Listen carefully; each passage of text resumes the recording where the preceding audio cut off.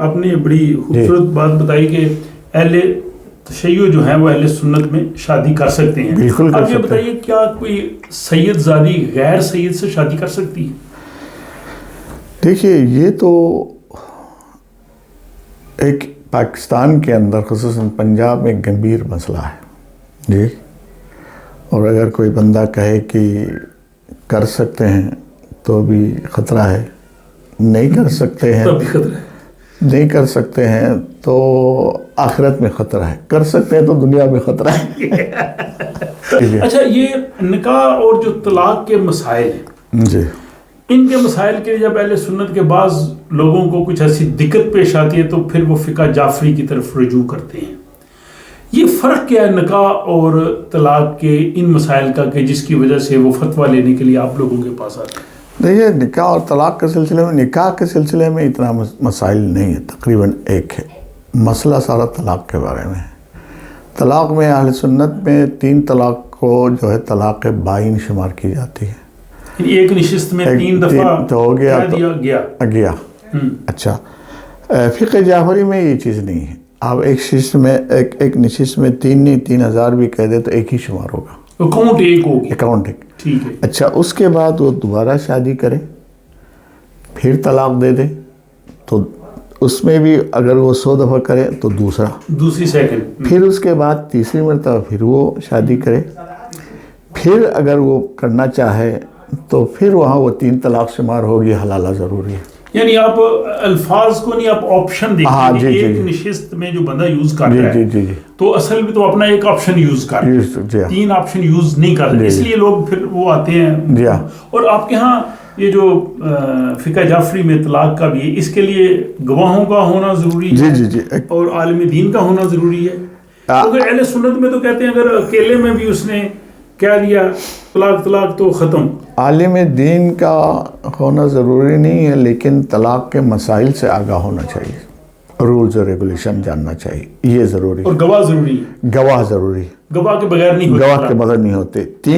3 شرائط ہیں. اچھا. ایک شرط تو یہ ہے کہ جو صیغے ہیں ان کے مسائل شروط اچھی طریقے سے جانتے ہوں، صحیح طریقے سے ادا کریں. دوسرا 2 گواہ. 2 گواہ بھی معمولی نہیں، عادل گواہ. جی. اور تیسری چیز یہ ہے کہ جس وقت طلاق دی جا رہی ہے کہ عورت پاک ہونی چاہیے. طہر سے ہو. بالکل، یہ قرآن نے بھی تو ایسے ہی کہا ہے نا. 3 اگر ان کے 3 شرط. ہمارے ہاں جو ہے مثلا تشیع میں شادی آسان ہے، طلاق مشکل ہے. اہل سنت میں تھوڑا سا الٹا ہے، طلاق آسان ہے، شادی مشکل ہے، تھوڑی مشکل. یعنی گواہ ہونے چاہیے. ہمارے ہاں گواہ نہیں ہے شادی. اچھا، آپ کے ہاں گواہ نہیں؟ مستحب ہے، فرض نہیں. اگر فار ایگزامپل کوئی لڑکی، جوان بالغ لڑکی اور لڑکا آپس میں نکاح کرنا چاہیں، میچور ہے نہیں، اور وہ کہیں ہم اپنے ایک دوسرے کو میاں بیوی مانتے ہیں اور حق مہر دے دیتا ہے، وہ تو ہوگا.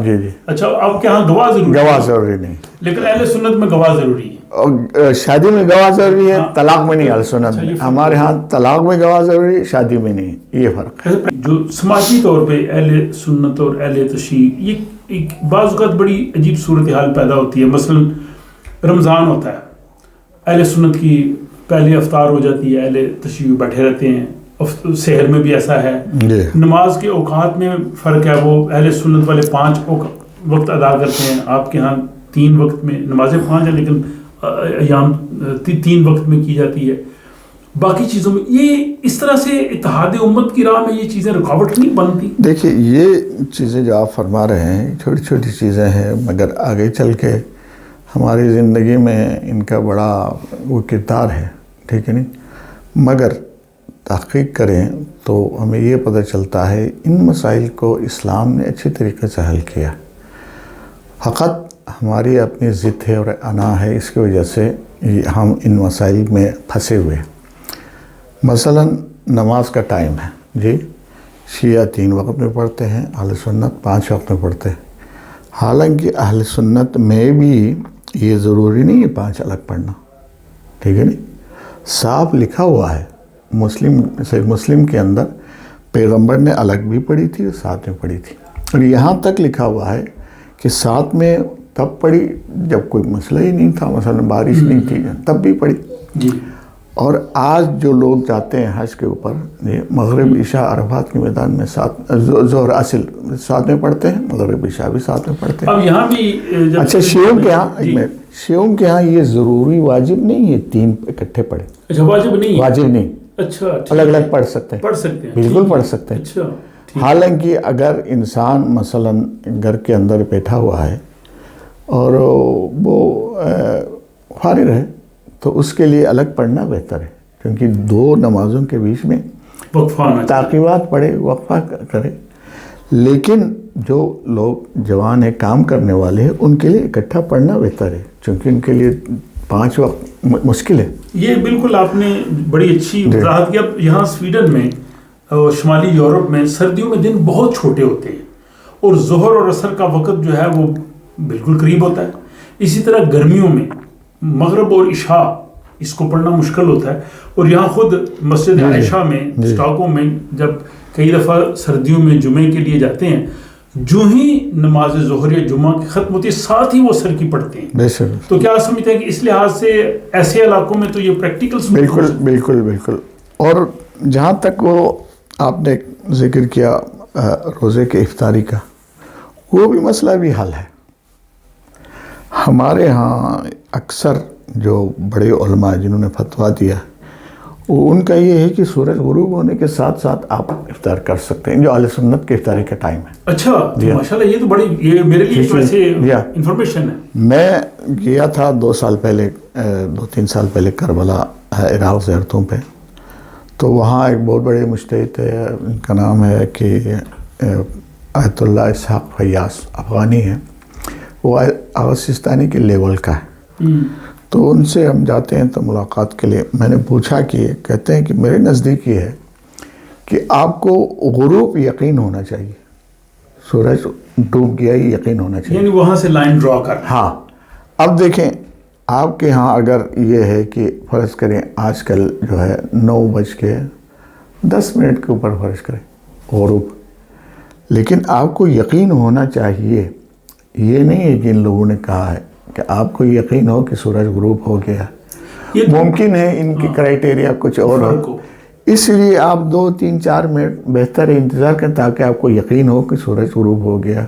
وہ افطاری کا وقت ہے. یہ تو میں نے اہل سنت کے ٹائم ٹیبلز میں بھی لکھا ہوا، کہتے ہیں کہ جو سن سیٹ مطلب ہوتا ہے موسمیات کی جانب سے، اس میں آپ 5-7 ایڈ کر بالکل، تاکہ وہ واقعی ہوریزون کے نیچے. یہ تو ماشاءاللہ زبردست آپ نے بات بتائی. اب یہاں پھر وہی ہماری جو ہے وہ آ جاتی ہے کہ ذاتی جو ہے کچھ خواہشات، دین میں ہم نے کچھ خواہشات کو بھی شامل کیا، ٹھیک ہے. نہیں ابھی ایک وہ بن گیا ہے کرائیٹیریا کہ بھائی اہل سنت اگر اس وقت روزہ تو ہم نے 10 منٹ کرنا چاہیے.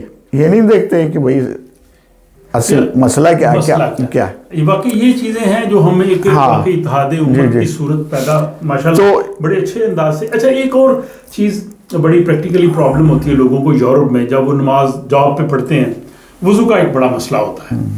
واش روم آپ کو پتہ جاب اس طرح سے ہوتے ہیں، اور اسپیشلی جب آپ نے پاؤں دھونے ہیں وہ واش روم گیلے ہو جاتے ہیں. اور آپ کے جو یورپین لوگ ہیں جو بعد میں جائیں گے ان کو بڑی دقت ہوگی کہ یہ کیا، کیونکہ ان کے لیے بڑا عجیب ہوگا کہ یہاں کیوں اتنا پانی پڑا ہے.